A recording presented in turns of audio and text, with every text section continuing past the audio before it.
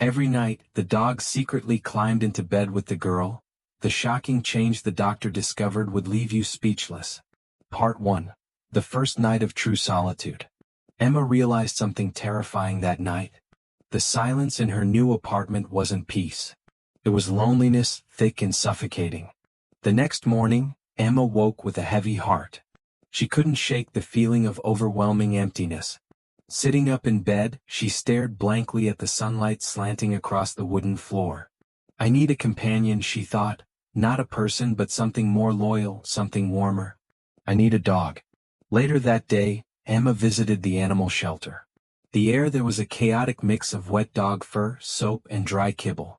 Barking filled the space, bouncing from tiny excited pups to larger dogs leaping against their cages, desperate for attention. Emma walked past row after row of eager faces, pointy ears, wagging tails, bright eyes full of hope. And then she saw him. A German shepherd, sitting silently in the corner of his kennel. Unlike the others, he didn't bark or jump. He simply stared at her with deep brown eyes, calm, steady, but with a quiet sadness behind them, as if carrying an untold story. Emma knelt down and reached her hand toward him. "Hey, little one," she whispered. The dog hesitated, then slowly approached, gently pressing his head into her outstretched palm. In that moment Emma knew. This one is mine. I'll adopt him, she said without a second of doubt. The shelter worker smiled warmly. You're making a wonderful choice. His name is Mac. Part 2. A new routine. Mac adjusted faster than Emma expected. From the very first step into the apartment, Mac seemed at home, sniffing every corner, exploring each room, wagging his tail when he found the soft couch that would later become his throne. Emma smiled, watching him claim the space naturally, as if he had always belonged there. That night, Emma set up a cozy dog bed right next to her bedroom door. "This is your spot," she said, patting the mattress. Mac obediently curled up, letting out a deep sigh, as if he too had finally found a safe place. For the first time in days, Emma slept soundly. Mac's quiet presence filled the invisible void around her. But things didn't stay so simple. On the third night, Emma woke in the middle of the night. Something felt different. She blinked into the darkness and felt a faint warmth against her legs. Startled, she sat up, and found Mac lying next to her on the bed. Not on the floor like usual. Not at the door. Right beside her. "Mac," she whispered. The dog lifted his head, looking at her with those calm brown eyes, completely at ease as if he had belonged there all along. Emma had never allowed Mac onto the bed, but somehow, he had climbed up without her noticing. She sighed. "All right. But don't hog the blanket," she muttered, pulling the covers tighter. Mac gave a quiet huff, almost like a soft laugh, and nestled closer. Emma didn't know it yet, but from that night on, a new habit had begun. A habit that would soon change everything. Part 3. The strange exhaustion begins. At first, it was just a passing fatigue. Emma woke up feeling heavy-headed, her eyelids stuck together as if sealed by invisible glue. She rubbed her eyes, shook her head, trying to snap out of it. Probably didn't sleep enough, she thought, yawning widely as she dragged herself into the kitchen to make coffee. The rich, bitter aroma of the brew cleared her mind a little, but not enough to shake the sluggishness that clung to her body. Mac was no different. He stayed curled up on the bed, barely lifting his head, reluctant to move. Days passed, but the exhaustion didn't.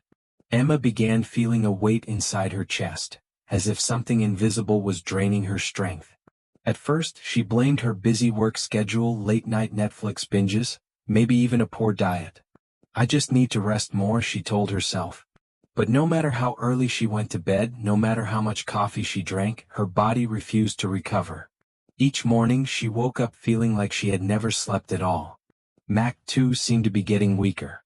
Normally, the sound of Emma's footsteps in the morning would send him bounding off the bed, tail wagging in excitement. Now he barely lifted his head, letting out a tired sigh before collapsing back down. A creeping fear began to settle into Emma's mind. Something isn't right. She didn't know yet that the true cause wasn't just simple exhaustion. It was something invisible, something far more dangerous, quietly gnawing away at both her and Mac from the inside. Part 4. The invisible enemy reveals itself. Emma could no longer fool herself. She wasn't just tired, she was drained. Every morning, she woke up feeling like her body had been hollowed out during the night. Her mind was foggy, her limbs sluggish as if they no longer belonged to her. In the past, one strong cup of coffee would snap her back to life. Now, no amount of caffeine could save her. At work, she struggled to focus. The words on her computer screen blurred together. She forgot simple tasks. She dropped things, missed steps in meetings. Even casual conversations with her coworkers became a struggle. She needed a few extra seconds just to process what they were saying. And Mac was getting worse too. He no longer greeted her at the door.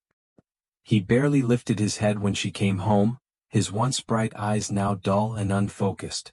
Sometimes at night, Emma would hear him breathing heavily, even coughing softly in the dark. It broke her heart. Something was terribly wrong. One night as she knelt beside Mac, running her fingers through his thick fur, she whispered, "Are you okay, buddy?" Mac didn't answer, of course. But he gently licked her hand, a slow, weak gesture that was nothing like his usual vibrant self. Fear crept into Emma's heart. What if this isn't just regular exhaustion? What if something is actually stealing our life away? She didn't know it yet, but the real nightmare hadn't even begun. Part 5. A Desperate Warning. Emma? Sarah's voice jolted Emma back to the present as she stumbled into the cafe. "Oh my God, Emma, you look awful." Sarah's face twisted in shock. Emma tried to smile. "Good morning to you too, Sar," she said hoarsely, forcing a chuckle. But Sarah didn't laugh.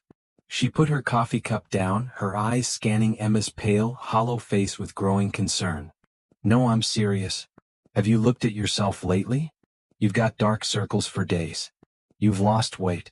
You look like you're about to faint." Emma shook her head, brushing it off. "It's just work," she mumbled. Sarah leaned in, arms crossed, her voice sharp. "Work doesn't make you look like a walking ghost, Emma." Then she paused, narrowing her eyes. "Wait, didn't you say Mac's been acting weird too?" Emma blinked. "Yeah. He's been tired, sluggish, breathing heavier at night." Sarah slammed her coffee cup down so hard it sloshed. "Don't you think that's strange? Both of you, two completely different creatures, living in the same space and both getting sick at the same time." A chill ran down Emma's spine. She had never thought of it that way. Maybe the cause isn't inside me, she realized. Maybe it's inside the apartment. Sarah leaned forward, her voice low and urgent. "Emma, listen to me. You need to get yourself checked out. And you need to have that apartment inspected.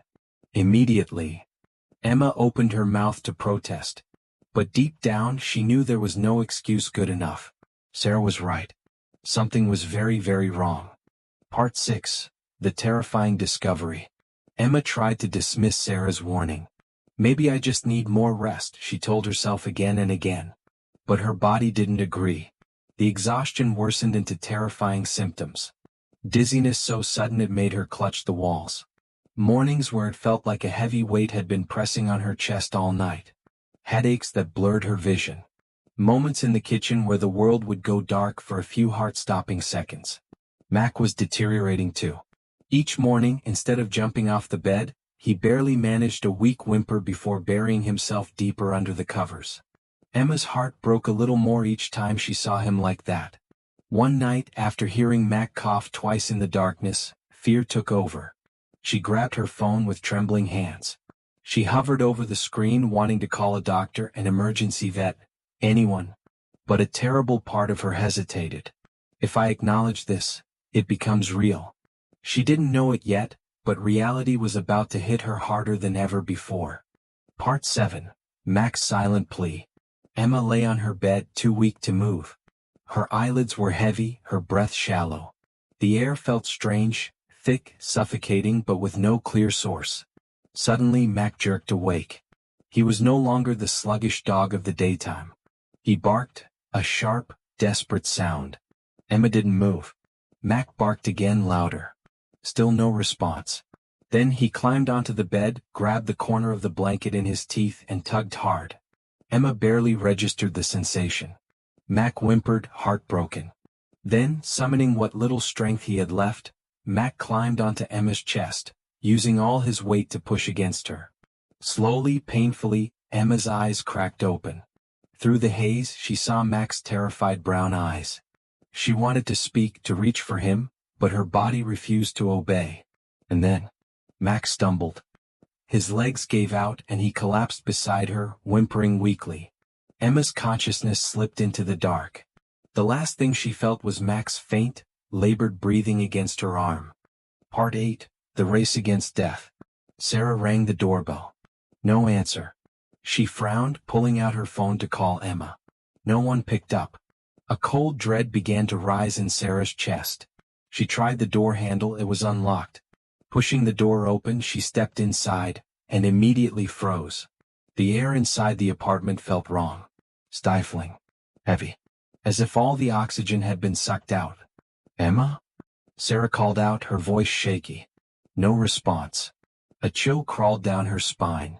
She rushed to the bedroom, and her heart nearly stopped. Emma lay motionless on the bed. Mac was curled up beside her, just as still. For a horrifying second, Sarah thought they were both dead. Emma, she screamed, rushing to the bed. She shook her friend's shoulder violently. Emma didn't react. Please, Emma, wake up, Sarah cried. Finally, Emma let out a faint groan, her eyelashes fluttering weakly. Sarah nearly collapsed with relief. She grabbed Emma and tried to pull her up. We have to get out of here, she gasped. Emma blinked slowly, disoriented. Sarah turned to Mac. Mac, buddy? The dog didn't move. Panicking, Sarah pressed her hand against his tiny chest. A faint heartbeat. He was alive, but barely. Oh God, Sarah whispered. Without wasting another second, she half-dragged Emma out of the bedroom. She threw open the windows, trying to let in fresh air, but it wasn't enough. They had to leave now. Sarah scooped up Mac's limp body into her arms, ignoring his weight, fueled by pure desperation. She staggered toward the door, Emma leaning heavily on her. Step by painful step, they crossed the threshold. The moment they stepped outside, a rush of cold, clean air hit their faces. Sarah gasped for breath, feeling life pour back into her lungs. She gently lowered Mac onto the grass, then helped Emma to sit down on the front steps. Emma, look at me, she pleaded. Emma blinked slowly as if waking from a nightmare. She coughed weakly, then took a deep, shuddering breath, the first real breath she had taken in days. Sarah knelt beside Mac, stroking his fur. Stay with me, little guy, she whispered, tears burning in her eyes. For a long, terrifying moment, Mac lay still. Then slowly, his chest rose and fell. A breath. Another. He was fighting. Sarah let out a broken sob, overcome with relief. Emma, still weak, rasped. Sarah, what happened? Sarah squeezed her hand tightly. I don't know. But I swear to you, we're going to find out. Part 9, The Deadly Truth. That night, Emma sat wrapped in a blanket on Sarah's couch, cradling a cup of hot tea in her shaking hands. Mac lay next to her, his breathing still shallow but steadier. Sarah didn't waste time. She pulled out her phone and called Morgan, a professional home inspector she trusted. Can you come right now? She asked, voice tight with urgency. There's something wrong with my friend's apartment. Morgan's voice crackled through the speaker. What kind of signs are you seeing? Sarah glanced at Emma and Mac, both pale, weak shadows of themselves. They're both exhausted, having trouble breathing. And when I walked into that place, it felt wrong. The air wasn't normal. Morgan's tone immediately turned serious. I'll be there within the hour. True to his word, Morgan arrived with a portable diagnostic kit in tow. He entered Emma's apartment cautiously, as if stepping into a crime scene. He turned on his handheld detector and began scanning along the walls, near the fireplace, around the vents. Then, a sharp, shrill beep echoed through the apartment.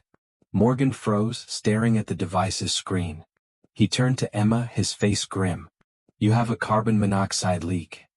Emma's blood ran cold. What? Morgan nodded, jaw tight. Carbon monoxide. It's colorless, odorless, tasteless, and deadly. It's been leaking slowly for weeks. Maybe longer. He glanced back at the readings. It's enough to cause severe fatigue, headaches, difficulty breathing. If you hadn't gotten out last night? He didn't finish the sentence. He didn't need to. Emma's knees buckled. She grabbed onto the back of a chair to steady herself. Sarah was shaking, her hand clenched into a fist. If Mac hadn't woken you up, if I hadn't come by. Sarah's voice cracked. Emma's eyes filled with tears. She looked down at Mac, her loyal companion who had sensed the danger before she even realized it. Her voice broke into a whisper. Thank you, Mac. You saved me. Part 10. The Long Road to Healing. The days that followed were a blur. Emma didn't return to her apartment right away. She couldn't. The thought of stepping back inside made her skin crawl. Morgan and his team worked tirelessly, fixing the faulty heat exchanger, installing new carbon monoxide detectors, and sealing up every potential leak. You're safe now, Morgan assured her once the repairs were complete. But safety wasn't something Emma felt yet. Not fully. She stood outside the building for a long moment, Mac leaning against her leg. The apartment had once been her dream, her sanctuary. Now it felt like a trap she had barely escaped. Emma tightened her grip on Mac's leash. She glanced down at him, at the dog who had refused to let her slip away without a fight. Mac looked back up at her, tail wagging weakly, his brown eyes full of patience and quiet encouragement. Emma drew a deep breath. You're not alone, those eyes seemed to say. And so, with Mac by her side, she turned the key and stepped back inside. The air was fresh now, clean and crisp. A tiny green light blinked steadily on the carbon monoxide detector near the wall. Everything looked the same. But nothing was the same. Emma walked straight to the corner where the detector was installed. She crouched down and touched it lightly, feeling a strange, overwhelming gratitude for the tiny device, and for the living, breathing soul beside her who had fought harder than any machine. She looked down at Mac and whispered, "We're home." Part 11. A New Beginning. In the days that followed, Emma slowly began to recover. But she was not the same Emma she had been before. She had always thought of herself as independent, strong enough to handle anything life threw at her. But the truth was, without Mac she might not have survived. Now every morning, Emma checked the detector light. She paid attention to every sound, every scent, every tiny change in the air. No more ignoring small warnings. No more brushing things off. She had learned something the hard way. Sometimes the danger that kills you isn't loud and obvious. Sometimes it's the quiet things, the creeping exhaustion, the small gasping breaths, the silent cries you ignore until it's almost too late. Mac too grew stronger day by day. No longer the silent, still figure curled up on the bed, he returned to his old self. Bounding around the apartment, tail wagging furiously, brown eyes sparkling with life. Every time Emma saw him chase after a toy, or perk up at the sound of her voice, her heart swelled with gratitude. She would never take another breath for granted again. Part 12. The Story That Had to Be Told. One evening, Emma sat on the floor next to Mac, stroking his soft fur as he dozed peacefully beside her. The apartment was warm and safe. Outside, the city hummed and buzzed, but in here there was only peace. Emma reached for her laptop and opened a blank document. Her fingers hovered over the keys for a moment before she began to type. I almost died in my own apartment without ever realizing it. If not for my dog Mac, I wouldn't be here to tell this story. She poured her heart into the words, telling the truth of what happened, the slow poisoning, the near-death experience, the miracle that Mac had fought for. She couldn't let others make the same mistake. She had to warn them. Listen to the small signs. Pay attention to the ones who sense danger before you do. When she finished, she posted her story online. She didn't expect much. But within hours the post exploded, shared by thousands, then millions. People wrote back, thanking her, checking their homes, hugging their pets tighter that night. Emma smiled through tears. Max stirred beside her, stretching and letting out a sleepy huff. She leaned down and whispered against his ear.